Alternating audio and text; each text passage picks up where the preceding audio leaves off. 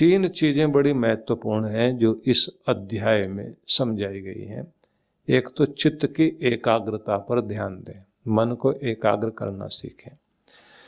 कारण क्या है कि जिन भी लोगों ने सफलता पाई है अपने व्यापार में, तो उनकी सबसे बड़ी बात थी कि उनका पूरा ध्यान अपने व्यापार में था और उसको सफल बनाने में ही उन्होंने अपनी पूरी ऊर्जा लगा रखी थी। व्यवहार के मामले में जो लोग बहुत सफल रहे हैं, उन लोगों को हर समय ध्यान रहता है कि बहाव में आकर कोई भी गलत चीज न बोल दी जाए। व्यवहार में रिश्ते नाते अच्छे से संभाल के चलें। तो व्यवहार में, व्यापार में सफल वही जिस व्यक्ति के पास अपने आप को संभालने के लिए एकाग्रता की शक्ति है। विद्यार्थी सफल वही जिस व्यक्ति का ध्यान, जिस बच्चे का ध्यान अपने पढ़ने पर था। और वही लोग अपने जीवन में आगे बढ़े, चाहे कोई एथलीट था, कोई धावक था, जिसका हर समय एक ही लक्ष्य था कि इस गोल को मैंने छूना है, और वो उस पर एकाग्र थे। तो ऐसे करके आप जोड़ते चले जाइए। जिन्होंने अपनी ऊर्जा को एक जगह एकाग्र कर दिया, वही दुनिया में सबसे ज्यादा सफल हुए, और जो एकाग्र नहीं कर पाए वो लोग बिखर गए और वो कुछ भी नहीं हो पाए। तो ये एक बात ध्यान में रखकर फिर आगे बढ़िए, जहाँ श्री कृष्ण ये कहते हैं आसन तो संभालना, लेकिन एकाग्रता की शक्ति को भी पहचानना। एकाग्रता से ही तुम दुनिया में सफल होगे और एकाग्रता से ही तुम अपने अंदर भी सफल होगे। दूसरी बात जो बड़ी महत्वपूर्ण है कि जीवन में एक और कड़ी आती है जिसको आगे समझाया गया है, परिमितता। इसको बोलते हैं कि आप संतुलन साधें, और वो भी कैसा, मर्यादा में जीवन को चलाना। वो है नाप तोल करके अपने जीवन को चलाना। उस पर भी चर्चा होगी। उसमें क्या है कि आप नाप तोल कर खाएं, व्यवहार करें, नाप तोल कर बातचीत करें, नाप तोल में जिंदगी चलनी चाहिए। और तीसरी चीज आती है साम्य दशा, या जिसे समदृष्टि कहेंगे। इसे कहा जाता मंगल दृष्टि रखना। मंगल दृष्टि वो होती है जिसमें आप अपने और पराये सब के प्रति शुभ भावना लेकर व्यवहार करते हैं। सार क्या हुआ कि जिंदगी को सफल बनाने के लिए आपको 3 प्रयोग करने पड़ेंगे। पहला प्रयोग तो आपका है कि आपको एकाग्रता की शक्ति को पहचानना चाहिए। एकाग्रता की शक्ति को अगर आप पहचान लेंगे तो आप जो कुछ कर पाएंगे वो दुनिया में आसान चीज नहीं होगी, क्योंकि भीड़ बहुत है दुनिया में, लेकिन भीड़ में कुछ ही लोग होते हैं, सिर दिखाई देते हैं, जो शिखर पर पहुंचते हैं। तो वही पहुंचेंगे जिन्होंने अपनी ऊर्जा को एक दिशा में लगाया।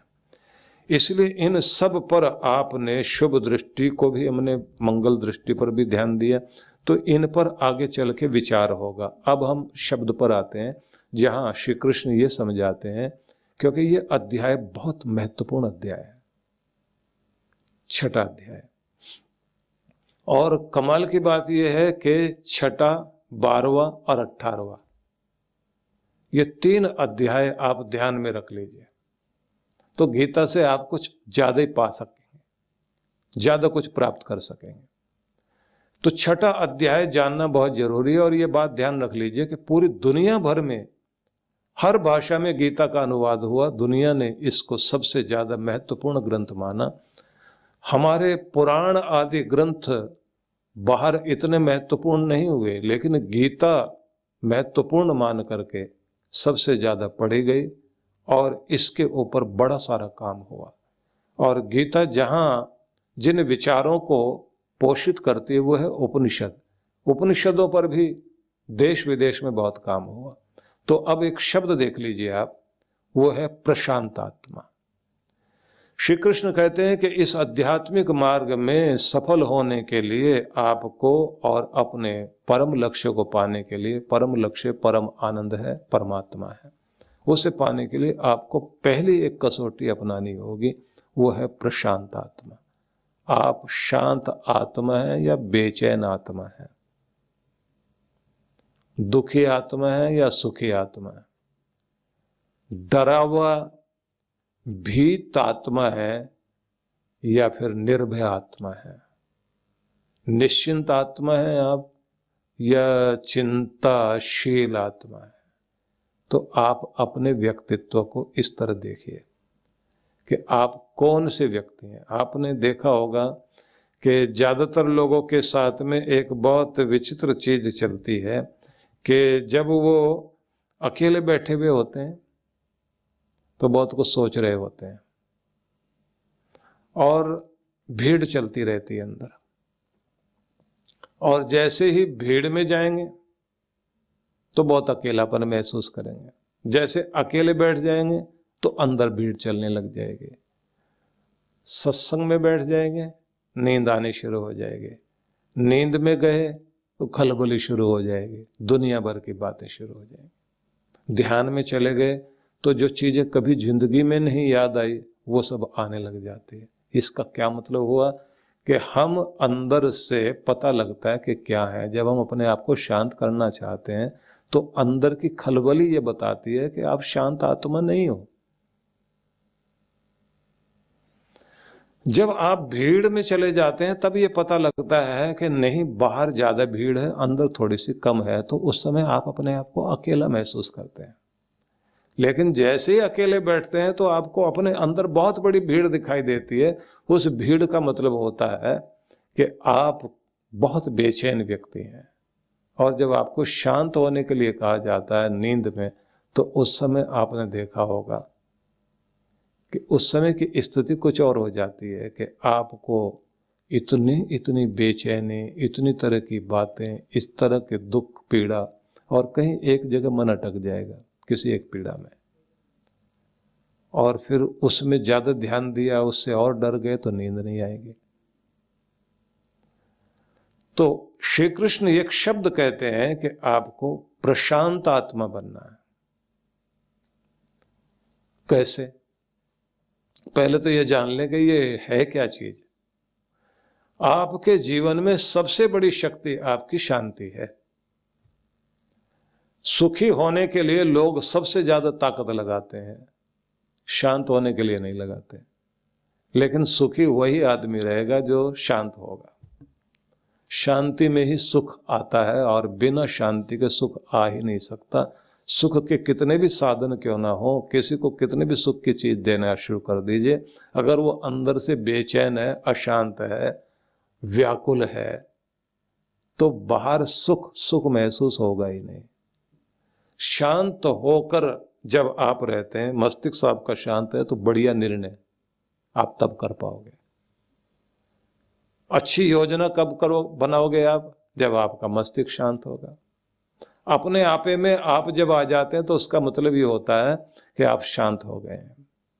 अच्छी नींद कब आएगी? जब आप शांत होंगे। आपकी तरक्की कब होगी? जब आप शांत होंगे।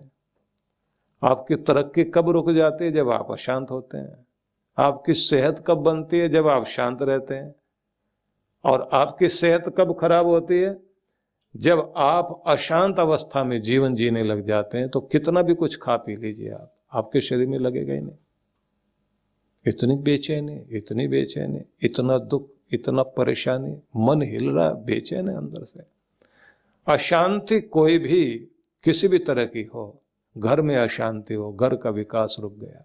मन में अशांति है तो आपकी तरक्की रुक गई। फैक्ट्री में अशांति है तो वहां कोई काम होगा ही नहीं।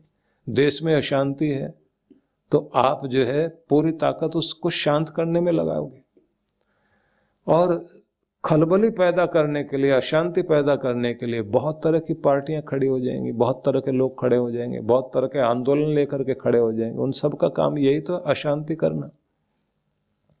वो अशांति करेंगे तो आप जो है अपने विकास में नहीं लग सकते, आप अपनी योजना नहीं बना सकते।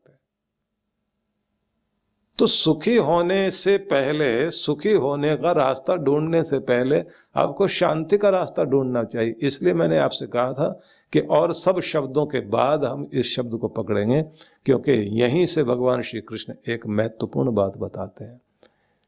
और ध्यान है क्या? वो आपको शांत होने का रास्ता देता है।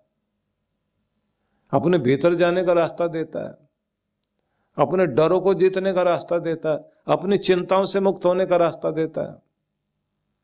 और इसी कारण ये देखने में आता है, जो आप लोग सुनते हैं कि सिकंदर जब भारत में आया और उसने एक साधु को बुलाने के लिए अपना आदमी भेजा और ये कहा कि भाई मेरा उस्ताद, मेरा जो गुरु है, उसने कहा था कि भारत से 7 चीजें लेकर के आना। तो उन 7 चीजों में एक चीज ये भी थी कि कोई ऐसा गुरु लेकर आना जो मुझे भी संदेश दे सके, गुरु को भी कभी गुरु कोई मिल जाए।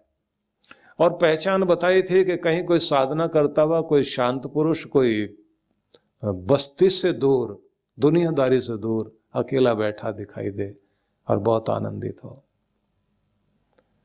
तो जिसको बुलाने के लिए भेजा तो वो आया नहीं, वो साधु बाबा नहीं आए। बुलाने के लिए भेजा तो उसने कहा मुझे जरूरत नहीं किसी के पास जाने की।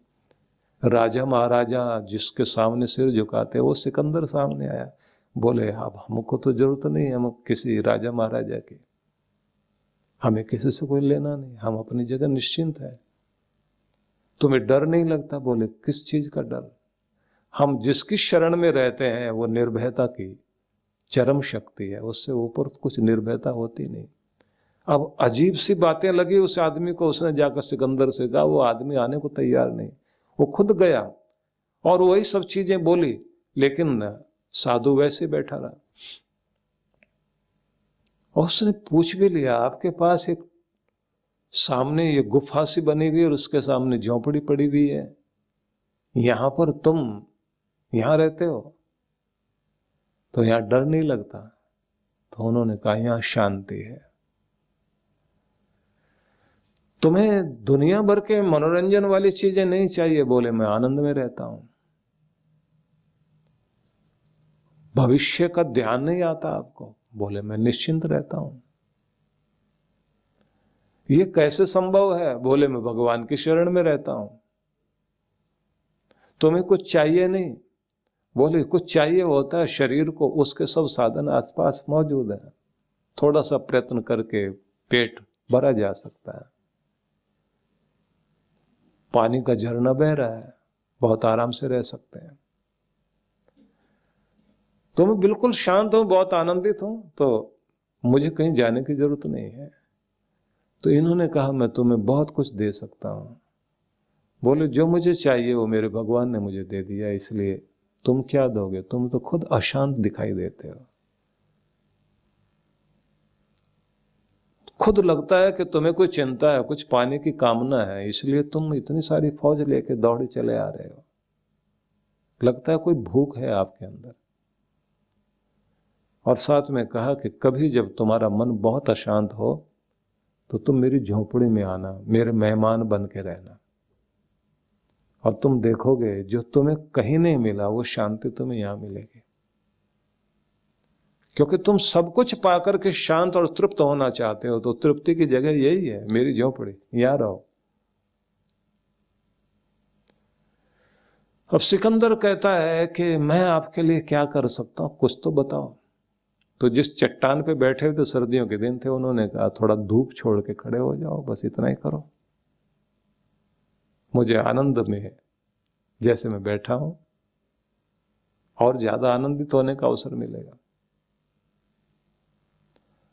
आप सोचिए कि ये अलेक्जेंड्रिया के जो संस्मरण मिलते हैं उनमें तरह तरह की जो कहानियां मिलती है, उसमें ये कहानी भी मिलती है। और कहानी तो यहां तक आती है कि सिकंदर जब मरा, एक नदी पार कर रहा था वो, ये कहानी बताई जाती है कि आखिर में जो है मरने के बाद स्वर्ग जा रहा था तो एक नदी पार करने का मौका आया, और शरीर पर कोई कपड़ा नहीं है क्योंकि सारी चीजें तो यहीं छूट जाती हैं, तो सूक्ष्म शरीर उसका जा रहा है। तो पीछे वो साधु बाबा भी आ रहा है, तो आवाज देता है कि क्या लेके आए दुनिया से जो शांति पाना चाह रहे थे। तो मुड़ के देखता है उसकी तरफ और कहता तुम कौन हो? वही झोंपड़ी वाले बाबा? बोले हाँ वही हूं। बोले तुम यहां भी खिलखिला रहे हो और मैं यहां भी डरा हुआ हूं। तो उन्होंने कहा ये सारी शांति और आनंद आदमी धरती से लेकर के आता है, क्योंकि उसको कमा के लेके आए हम लोग, और तुम नहीं ला पाए क्योंकि तुम वहां भी बेचैनी लेकर जीते रहे। अब जिस नदी के किनारे रुक गए हो आकर, यहां भी इसलिए रुक गए हो क्योंकि तुमने जीवन जो जिया है वो अधूरा जीवन जिया है, क्योंकि शांति की यात्रा पर नहीं जा पाए।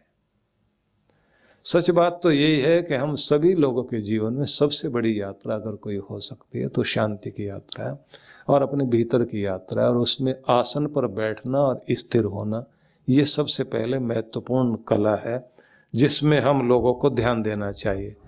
तो समय हो रहा है तो कुछ पंक्तियां मिलकर के हम लोग गुनगुना लें, लेकिन इस बात को जरूर ध्यान रखें कि श्री कृष्ण भीतर की यात्रा के लिए बहुत सुंदर संदेश देते हैं।